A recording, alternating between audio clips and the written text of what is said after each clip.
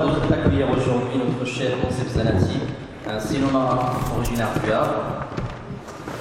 Après un cursus de mathématiques, il obtient une maîtrise en sciences islamiques à l'USH de Château-Chinon où il enseigne en ce moment. Il est responsable des études islamiques à distance, dans le même, à l'USH de Château-Chinon. Il assure un séminaire de formation des sciences islamiques sur 2 ans au Havre et à Renault. Il est fondateur de l'association Havre du Savoir et animateur du site de la même association. Il est également l'auteur de plusieurs livres. Je donne par exemple Sunna mode d'emploi, la Perte rituelle, les sciences du hadith et la fraternité humaine en islam, qui est le sujet de son intervention aujourd'hui. Alors, à la première rencontre des musulmans de Rouen. La fraternité qui signifie le lien affectif, moral qui unit une fratrie. Par extension, cette notion désigne un lien de solidarité et d'amitié à d'autres niveaux. C'est une valeur fondamentale de notre République et au cœur même du message de l'islam et les autres religions. Donc sans plus tarder, je laisse la parole à notre cher Monsef Zanati. Bismillah, alhamdulillah, wa salatu wa salam ala rasulillah, wa ala alihi wa sahbihi wa man wala. Je remercie les responsables de l'UMR pour cette invitation, pour cette initiative très importante. Ça permet donc d'animer les villes et de s'ouvrir sur la société, et notamment par ce genre de thème, la fraternité humaine. Donc ce thème qui m'a été confié est très important dans le sens où on se pose énormément de questions par rapport à la position de l'islam vis-à-vis de l'autre, de celui qui n'est pas musulman. Donc les musulmans se posent cette question. Cette présence musulmane en Occident, en France d'une manière particulière, donc suscite énormément de questions, dont cette question qui est quelle est la relation entre le musulman et le non-musulman. Donc c'est une question que se posent les musulmans, mais aussi les non-musulmans, en particulier après ces événements tragiques, les attentats tragiques du 11 septembre 2001. Et là, bien sûr, il y a eu toute une campagne par rapport à cette question, quelle est la position de l'islam vis-à-vis des autres. On a présenté l'islam, certains détracteurs de l'islam ont présenté l'islam, ou ont voulu présenter l'islam comme étant une religion intolérante, qui ne reconnaît pas l'existence de l'autre, qui n'est pas une religion de dialogue, etc. Donc ce genre de manifestation, de rencontres est très important pour dissiper certaines choses, certaines controverses vis-à-vis de l'islam. Et donc j'ai dit que même au sein des musulmans, notamment pour beaucoup de musulmans qui connaissent énormément de confusion par rapport à ce qu'on appelle le principe de l'wala ou al-bara. Donc on se pose la question, quelle est la relation entre le musulman et le non-musulman, voire même, j'ai même eu des questions, voire même des débats avec certains jeunes. Les questions vont même jusqu'à se poser comme question, est-ce que le musulman a le droit d'avoir un ami non-musulman? Et ça va des fois même plus loin, jusqu'à ce que, j'avais lu une fois, c'est la chose la plus étonnante qui m'est donnée de lire, c'est la personne qui parlait donc des liens justement de l'wala ou al-bara, la loyauté, etc., vis-à-vis de l'islam et des musulmans. Donc, et l'auteur disait que même la personne donc, qui aurait même une mère non musulmane, il n'a pas le droit d'avoir des sentiments envers elle, d'amour, mais juste du respect.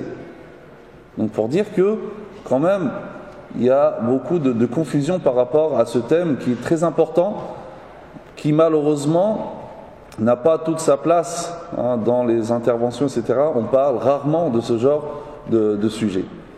Donc, quelle est la position de l'islam vis-à-vis de l'autre, vis-à-vis du lien qui existe entre tous les êtres humains? Alors, pour répondre à cette question, il suffit de lire le verset coranique. Allah Azza wa Jalla nous dit: Ya ayyuhan nas, inna khalaqnakum min dhakarin wa untha wa ja'alnakum shu'uban wa qaba'ila lita'arafu inna akramakum 'inda Allahi atqakum. Ô hommes, nous vous avons créé d'un mâle et d'une femelle, et nous avons fait de vous des peuples et des tribus pour que vous vous entreconnaissiez. Donc regardez, le verset commence par Ya ayyuhan nas, ô hommes, donc c'est-à-dire c'est un appel à tous les hommes, à toute l'humanité, quelles que soient les origines. Et il établit ce principe, cet élément fondamental de la religion musulmane qui est la fraternité humaine. Donc il interpelle tous les hommes, Ya ayyuhan nas, il ne parle pas aux musulmans uniquement. Et il établit cette fraternité humaine faisant abstraction de tous les facteurs qui peuvent différencier les hommes, qu'ils soient d'ordre racial, national, ethnique, etc. Et Allah Azza wa Jalla confirme ceci dans un autre verset. Il nous dit: Ô hommes, craignez votre Seigneur qui vous a créé d'un seul être et qui, ayant tiré de celui-ci son épouse, fit naître de ce couple tant d'êtres humains, hommes et femmes. Craignez Dieu au nom duquel vous vous demandez mutuellement assistance et craignez de rompre les liens du sang. Donc ici, le Coran affirme une nouvelle fois ce principe, cet élément fondamental de la religion musulmane qui est la fraternité humaine. Et d'ailleurs, il est intéressant ici de voir comment Allah Azza wa Jalla, il a qualifié ce lien qui lie les êtres humains, il l'a qualifié de lien du sang et craignez de rompre les liens du sang, c'est-à-dire qu'il y a ce rahim, ce lien qui lie tous les êtres humains. Sayyid Qutb, rahimahullah, dit en commentant ce verset nous indique ou nous inspire que cette humanité issue d'une volonté unique se rejoint en une seule matrice, se confond en une seule racine, provient d'une seule origine et appartient à une seule famille. Donc Sayyid Qutb ici, dans son commentaire du Coran, dans son exégèse du Coran, il affirme bien que, donc à travers ces versets-là, il annonce que finalement toute l'humanité forme une seule et unique famille. Et d'ailleurs, le prophète sallallahu alayhi wa sallam lui-même a fait de cet élément, de cette fraternité humaine, l'un des éléments essentiels de son message. D'ailleurs, le prophète sallallahu alayhi wa sallam lui-même dit: Ô hommes, ya ayyuhan nas, inna rabbakum wahid wa inna abakum wahid. Ô hommes, votre Seigneur est un et votre Père est un. Le Père est un, donc c'est-à-dire nous descendons tous de Adam alayhi salam, notre Père est le même, et si on a le même Père, c'est-à-dire que nous sommes tous des frères et sœurs et nous appartenons tous à cette famille, de la famille de l'humanité. Et d'ailleurs le prophète sallallahu alayhi wa sallam, après chaque prière, il avait l'habitude de réciter cette invocation. Il disait: Seigneur Dieu, maître de toutes choses et souverain de toutes choses, j'atteste que tu es le Seigneur seul et sans associé. Seigneur Dieu, maître de toutes choses et souverain de toutes choses, j'atteste que Muhammad sallallahu alayhi wa sallam est ton serviteur ainsi que ton messager. Seigneur Dieu, maître de toutes choses et souverain de toutes choses, j'atteste que tous les hommes sont des frères. Donc, le prophète sallallahu alayhi wa sallam dit d'une manière très explicite, j'atteste que tous les hommes sont des frères.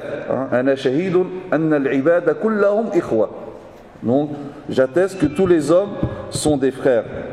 Donc ici, après avoir attesté de l'unicité de Dieu, après avoir attesté de sa servitude et de servitude à Dieu, et après avoir attesté de sa prophétie, le prophète sallallahu alayhi wa sallam atteste de cette fraternité humaine qui unit tous les hommes.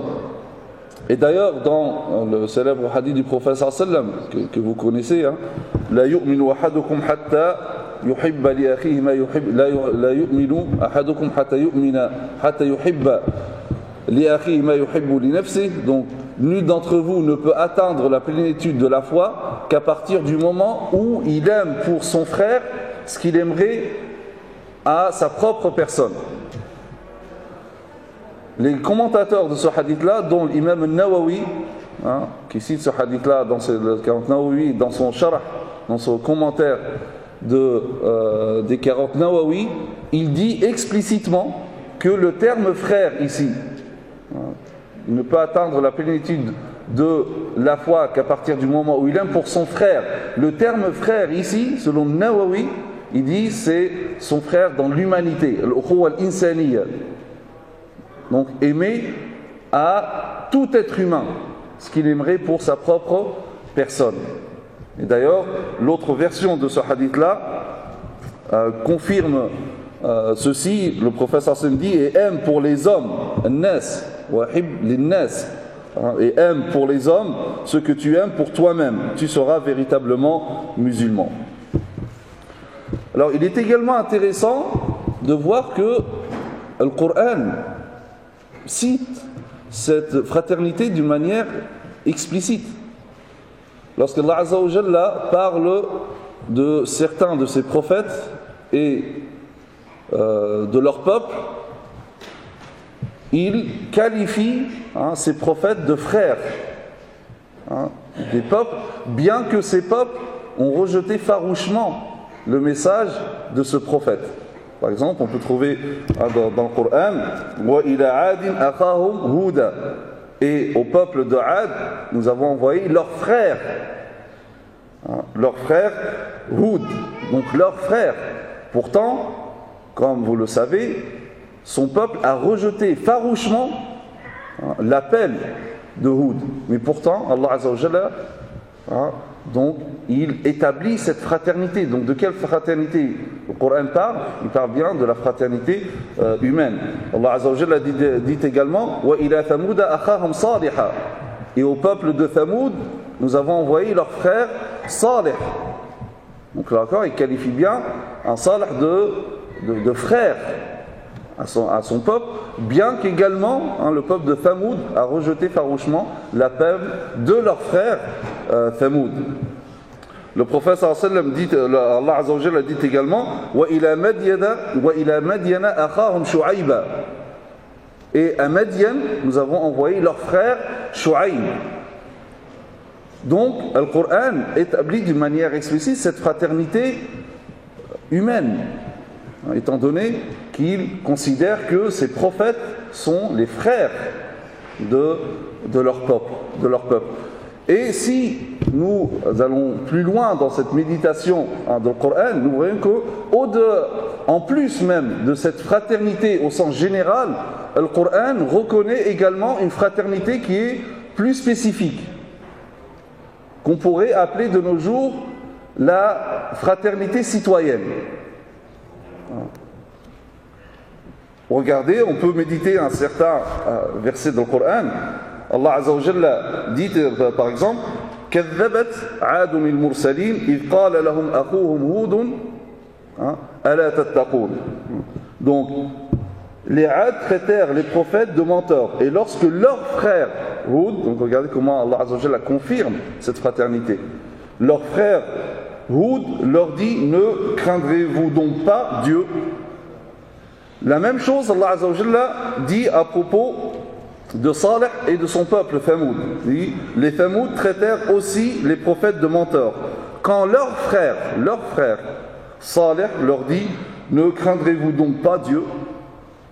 Et ensuite, Allah Azza wa Jalla dit, كذبت أصحاب الأيكة المرسلين إذ قال لهم شعيب ألا تتقون إذ قال لهم شعيب. Ici, il dit, les habitants de l'Aïka traitèrent également les prophètes de menteurs. Lorsque Shu'aïb leur dit, ne craindrez-vous donc pas Dieu? Regardez comment Allah Azza wa Jalla, lorsqu'il parle de Salih et de Thamoud, il dit leurs frères. Lorsqu'il a parlé de Houd et de son peuple Ad, il dit leurs frères Houd. Par contre ici, par rapport au peuple de l'Aïka, il ne dit pas leur frère Shu'aïb. Pourquoi? Parce que Shu'aïb n'appartenait pas aux habitants de l'Aïka. Lui, il était de Médian. Donc regardez, lorsqu'Allah Azza wa Jalla parle de la relation qu'il y a entre Shu'aïb et Médian, il dit wa ila Médiana akhahum Shu'aïba. Et à Médian, nous avons envoyé leur frère Shu'aïb. Alors qu'ici, pour l'Aïka, il a simplement dit lorsque Shu'aïb, il n'a pas dit leur frère. C'est-à-dire que le Coran reconnaît, donc une fois qu'il a établi la fraternité humaine dans son sens le plus large, il reconnaît également une autre fraternité plus spécifique qui lie les individus, les habitants d'un même pays, qui ont une culture liée par une même culture. Donc, c'est-à-dire, et à travers tous ces textes, nous avons établi que cette notion de fraternité humaine est un élément fondamental et essentiel de l'islam. Bien sûr, l'islam, lorsqu'il a établi cette fraternité humaine, il a également établi des fondements pour préserver cette fraternité qui lie tous les humains, et il a interdit tout ce qui pourrait être un obstacle face à la réalisation et la concrétisation de ce principe de la fraternité humaine. Alors le premier fondement de cette fraternité humaine, c'est l'entreconnaissance et l'entraide. Allah Azza wa Jalla, je vous rappelle le verset, le premier que nous avons utilisé pour établir ce fondement. Allah Azza wa Jalla dit: ô hommes, nous vous avons créé d'un mâle et d'une femelle, et nous avons fait de vous des peuples et des tribus pour que vous vous entreconnaissiez. Donc ici, ce verset ne nie pas cette diversité des peuples et des ethnies, mais il rappelle aux hommes leur origine commune, et il annonce ici la raison de cette diversité, qui n'est pas les luttes ou les querelles. Non, il s'agit de l'entraide. Donc pour que vous vous entreconnaissiez. Donc un respect mutuel, une entraide pour assurer une coexistence positive et pacifique. D'ailleurs, Sayyid Qutb, en commentant ce verset, il dit: ô homme, et celui qui vous appelle est votre créateur à partir d'un mâle et d'une femelle. Il vous dévoile la raison pour laquelle il a fait de vous des peuples et des tribus. Ce n'est ni la vanité ni les querelles, c'est au contraire la connaissance mutuelle, la concorde, l'entente et l'amitié. Donc certes, les humains sont différents, mais cette différence-là est une richesse. Cette différence, normalement, elle nous appelle à s'entre-connaître. Le deuxième fondement de cette fraternité humaine, c'est le dialogue. Le dialogue, c'est une exigence de cette connaissance mutuelle, puisqu'on ne peut pas avoir de connaissance mutuelle s'il n'y a pas de dialogue. Et le dialogue dans l'islam est très important, car l'islam est une religion qui appelle au dialogue. Et d'ailleurs, lorsqu'on lit le Coran dialogue énormément avec les non-musulmans, les gens du livre, les idolâtres. Il y a même des dialogues avec Shaitan, avec Satan. pour dire que l'islam, essentiellement, donc c'est une religion de dialogue. Donc, le dialogue, c'est une obligation religieuse, mais c'est également une exigence dictée par le contexte. Car, effectivement, pour qu'il y ait une coexistence pacifique, il faut qu'il y ait du dialogue. Et pour que le dialogue soit positif et constructif, il doit respecter certains éléments. Le premier concerne le choix de la forme. Donc, le choix de la meilleure des façons. Allah Azza wa Jalla, lorsqu'il parle du jidal, du dialogue dans le Coran, Allah Azza wa Jalla emploie ce mot jidal pour désigner le dialogue. Et à chaque fois qu'Allah Azza wa Jalla parle de dialogue, le fait de dialoguer avec les autres, il emploie toujours le terme de billati hiya ahsan, de la meilleure des façons, comme lorsqu'Allah Azza wa Jalla dit par la sagesse et la bonne exhortation, appelle les gens au sentier de ton Seigneur et dialogue avec eux de la meilleure façon. Ici Allah Azza wa Jalla parle tout d'abord de l'exhortation. L'exhortation habituellement c'est adressé à des personnes qui partagent ta pensée, qui partagent ta foi.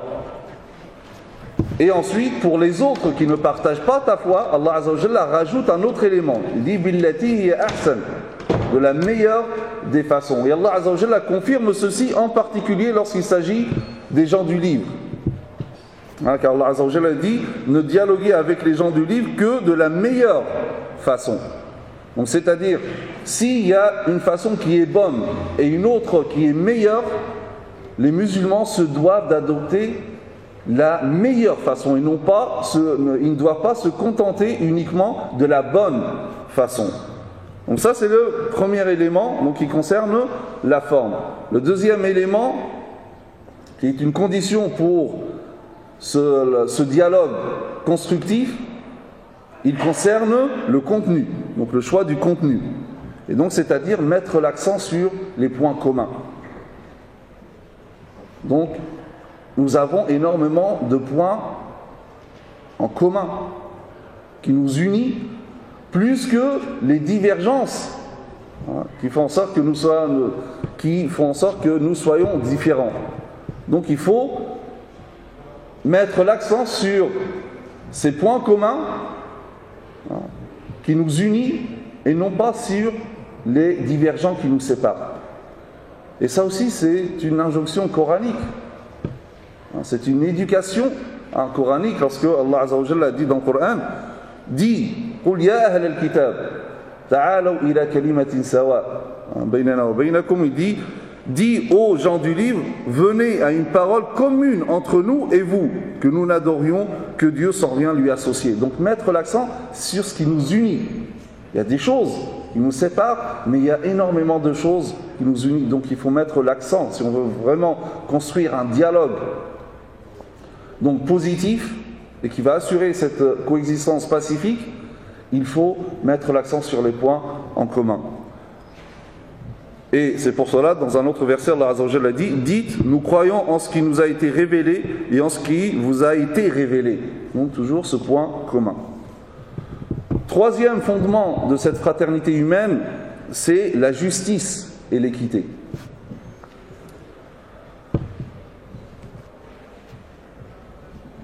Si nous voulons résumer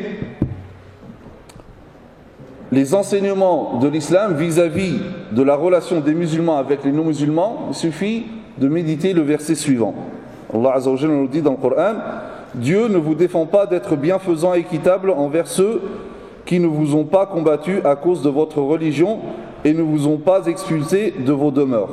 Donc ici, en fait, c'est une réponse à certains musulmans justement qui se posaient cette question. Quelle est notre relation ? Donc certains pensaient peut-être que, voilà, vu que, alors c'est des non-musulmans, donc il faut couper tout lien. Donc Allah Azza wa Jalla ici dit non. L'islam, donc, Dieu ne vous empêche pas d'avoir des relations de ce genre avec les pacifiques. Dieu aime les équitables. Et donc, il ordonne au contraire de faire preuve de bir, de bienfaisance vis-à-vis des non-musulmans. Donc, Dieu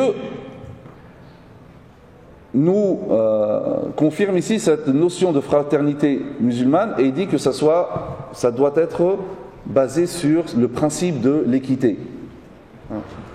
Donc l'islam établit une justice absolue entre les hommes, sans distinction de race ou de religion. L'égalité est complète. Le droit est le même pour tous. C'est-à-dire que, dans le jargon contemporain, c'est que l'islam appelle à ce qu'on appelle un état de droit. Le droit, donc tout le monde, qu'il soit musulman ou non musulman, tout le monde, donc le droit s'applique à tout le monde. Et tous les hommes sont égaux devant le droit. Et d'ailleurs, pour illustrer ce fondement de cette justice et l'équité, on peut citer l'histoire de Amr ibn al-As, qui était gouverneur de l'Égypte. Son fils avait fait une course de chevaux avec un copte, un non-musulman. Le copte a remporté cette course. Vexé, le fils de Amr ibn al-As frappe le copte et lui dit « Ana akramul akramin » je suis le plus noble parmi les plus nobles. Cet homme vexé se plaint au calife Omar qui est à Médine. Donc il faut plus d'1 mois pour se plaindre à Médine. Et la question ici dit, on peut se dire, mais qu'est-ce qui a poussé cet homme copte, non musulman, chrétien, à aller faire tout ce voyage-là pour aller voir le calife? Parce qu'il savait, il était convaincu que le calife était juste et que l'islam était juste et que le droit donc était le même pour tous. Et donc effectivement, Omar appelle le gouverneur immédiatement et son fils. Et donc, devant le calife donne son bâton au copte et lui dit maintenant frappe Akramul Akramin. Vas-y maintenant venge-toi et frappe le plus noble parmi les nobles. Il prend le bâton et il le frappe. Ensuite il lui dit Adirha ala sal'at Amr. Il dit maintenant prends le bâton et tourne-le vers Amr. Parce que si son fils t'a frappé, c'est grâce au pouvoir, à l'autorité de son père. Donc frappe-le. Et là le copte refuse, dit je ne frappe que celui qui m'a frappé. Et là Omar se tourne vers Amr ibn al-As et lui dit cette parole qui est restée célèbre dans l'histoire, lui dit depuis quand, ô Amr, depuis quand réduisez-vous les gens à l'état d'esclavage alors que leurs mères les ont fait naître libres? Deuxième exemple, l'histoire de Ali ibn Abi Talib anhu avec un chrétien qui, après la bataille de Siffin, a trouvé le bouclier du calife, Ali ibn Abi Talib. Ali ibn Abi Talib, après la bataille de Siffin, il a perdu son bouclier. Ce chrétien trouve le bouclier et plus tard, Ali ibn Abi Talib voit le chrétien dans un marché en train de vendre son bouclier. Il lui dit, mais ce bouclier m'appartient. Il lui dit, ah non, c'est le mien. Le calife n'a pas de preuve, c'est le calife. Pour bien comprendre cet exemple, il faut remettre les choses dans leur contexte. À cette époque, lorsqu'on peut voir sur toute la planète comment étaient les rois, les empereurs, imaginez qu'un roi il trouve comme ça un sujet et il discute avec lui de cette façon-là. Et ensuite, Ali ibn Abi Talib va voir le juge pour se plaindre. Il ne prend pas tout seul, c'est le calife, il aurait pu, il a le pouvoir. Non, il va voir son juge, Shurayh, et il se plaint. Et le calife va comparaître donc devant l'accusateur du chrétien, devant le juge. Le juge, qu'est-ce qu'il fait? Il dit Ali, il dit Amir al-Mu'minin, as-tu des témoins? Il lui dit oui, j'ai Al-Hassan ou Al-Hussein comme témoins. Il dit non, ça c'est des témoins à charge, je ne les prends pas en considération. Ali ibn Abi Talib sourit. Le calife, il sourit, il dit Shurayh a raison, je n'ai pas de témoin. Donc, faute de preuve, la chose appartient à celui qui la détient. C'est une règle juridique. Donc, le juge se prononce en faveur du chrétien. Le chrétien, lorsqu'il repart, il dit c'est pas possible qu'il y ait des lois comme ça, aussi justes. Il médite un petit peu, il revient. Il se dit, ça forcément c'est des lois divines, ce n'est pas des lois humaines. Et donc, il se convertit à l'islam, et il revient voir Ali, et il lui dit, tiens, le bouclier c'est le tien, je l'ai trouvé après la bataille de Siffin. Ali ibn Abi Talib, qu'est-ce qu'il lui fait? Il lui offre, il dit maintenant, garde-le. C'est ce qu'on peut appeler de nos jours la séparation des pouvoirs. Le pouvoir exécutif, représenté par le calife, le pouvoir judiciaire, représenté par Shuraïh. Pour cela, certains même musulmans qui ont du mal avec cette notion de démocratie, etc. Lorsqu'on parle de démocratie, ils ne parlent pas, mais c'est quoi finalement la démocratie? Il y a des fondements. Un état de droit. On a vu ça avec l'exemple de Amr. La loi s'applique contre le calife, contre le gouverneur, et séparation des pouvoirs. Et ça, c'est un exemple flagrant que nous donne ce récit de Ali ibn Abi Talib et du chrétien. Quatrième fondement de cette fraternité humaine, c'est lutter contre toute forme de racisme. Lutter contre le racisme sous toutes ses formes. Donc comme j'ai dit, l'islam aspire à ce que la fraternité humaine règne entre tous les êtres humains, entre tous les peuples. Donc c'est pour cela que l'islam a interdit tout ce qui pourrait constituer une entrave à la réalisation de cet objectif. Et donc, c'est dans ce sens que l'islam interdit toute forme de racisme et déclare que la diversité d'ethnie, de couleur, de langue, de religion, de culture ou de pays ne peut être considérée comme un critère de préférence entre les hommes. C'est dans ce sens, toujours en revenant à ce verset, ô hommes, nous vous avons créé d'un mâle et d'une femelle, et nous avons fait de vous des peuples et des tribus, pour que vous vous entreconnaissiez, le plus noble d'entre vous auprès de Dieu et le plus pieux. Donc, ici, Allah Azza wa Jalla, Dieu, il s'adresse à tous les hommes, et il déclare cette égalité. Nous descendons tous d'Adam et d'Ève. Donc nous sommes tous égaux. Donc il n'y a pas de raison pour que l'un fasse preuve de supériorité vis-à-vis de l'autre. Et la seule distinction qui puisse exister, c'est les distinctions sociales ou, disons, par rapport à l'utilité publique. C'est dans ce sens que le prophète sallallahu alayhi wa sallam dit « Le meilleur des hommes est le plus utile aux hommes ». C'est la seule distinction qu'il y a, ton utilité vis-à-vis des hommes. Le prophète sallallahu alayhi wa sallam dit « Ahabbun nas » donc, le meilleur des hommes est le plus utile aux hommes. Donc, toutes les distinctions sociales qui sont fondées sur l'origine ethnique, etc., n'ont aucune valeur en islam. C'est dans ce sens que le prophète sallallahu alayhi wa sallam a déclaré cette lutte sans relâche contre le racisme. Il dit « Vous êtes tous les enfants d'Adam, et Adam fut créé de terre.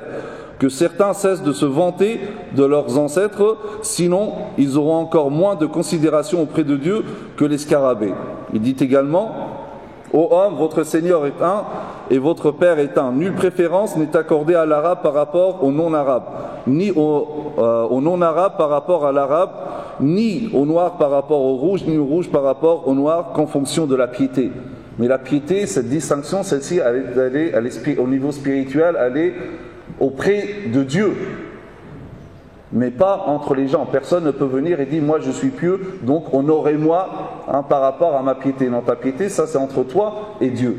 Au niveau des mortels, ta préférence, si tu as une préférence, c'est par rapport à ton utilité à l'humanité. Alors, juste pour finir, j'ai encore que 2 minutes. Le 5e, dernier élément, c'est le respect et la tolérance.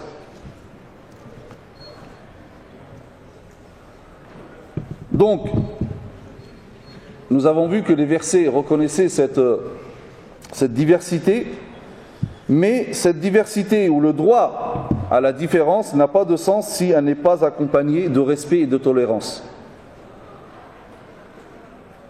Si je te dis, j'accepte ta différence, mais ensuite je te stigmatise, je t'insulte, etc., là, ça n'a plus de sens.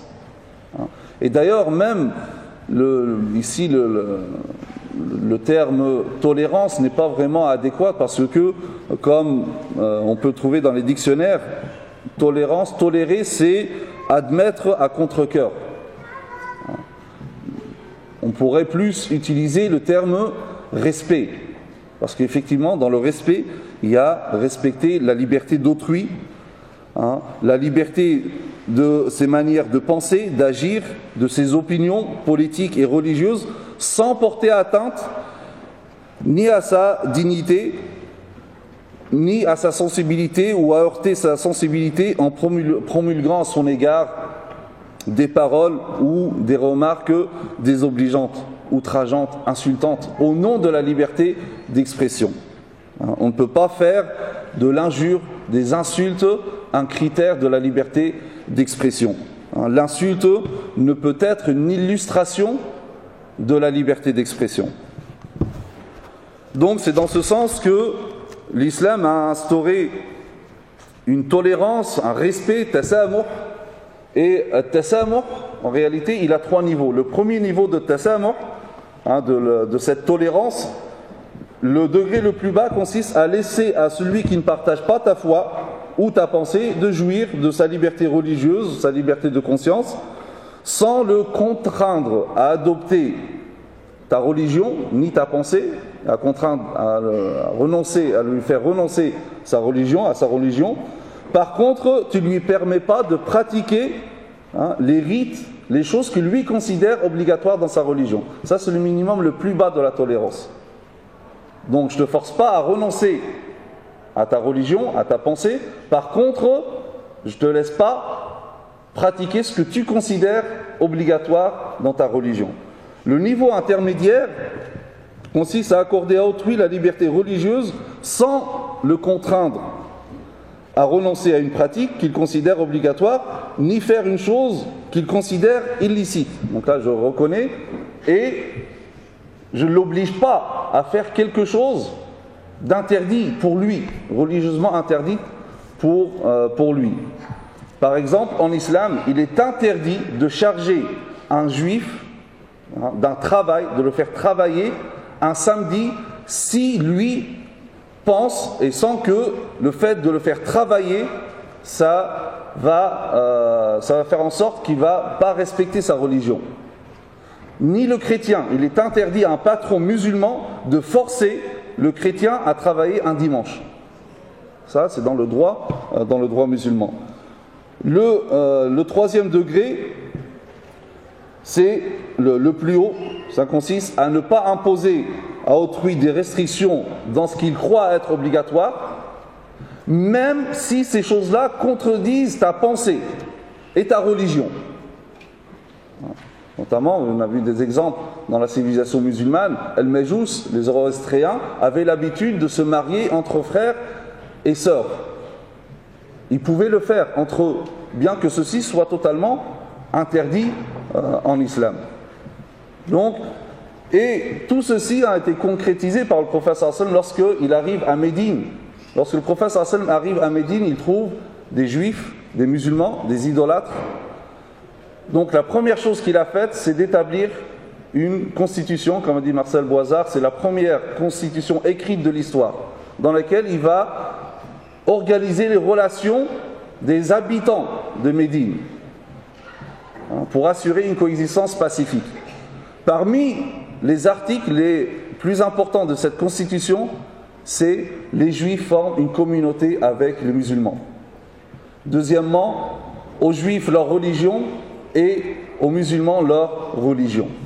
Cette constitution-là, ce pacte qu'a fait le prophète sallallahu alayhi wa sallam, a fait que l'État musulman est devenu unique dans l'histoire, dans le sens où que c'est pour la première fois dans l'histoire qu'un État fondé sur une religion accepte ces deux éléments-là, qui sont la citoyenneté égalitaire et la liberté religieuse. Donc voilà comment le prophète sallam a concrétisé cette fraternité humaine. On n'a pas le temps de citer des exemples concrets pour passer de la théorie à la pratique, mais peut-être dans les débats ou une autre occasion, Inch'Allah. Apparemment, on a mis à votre disposition un numéro de téléphone pour recevoir les questions. J'ai rien reçu. Donc, est-ce que vous avez des questions par rapport à l'intervention de notre chef Monsef? S'il n'y a pas de questions, donc, barakallahu fik, chef Monsef.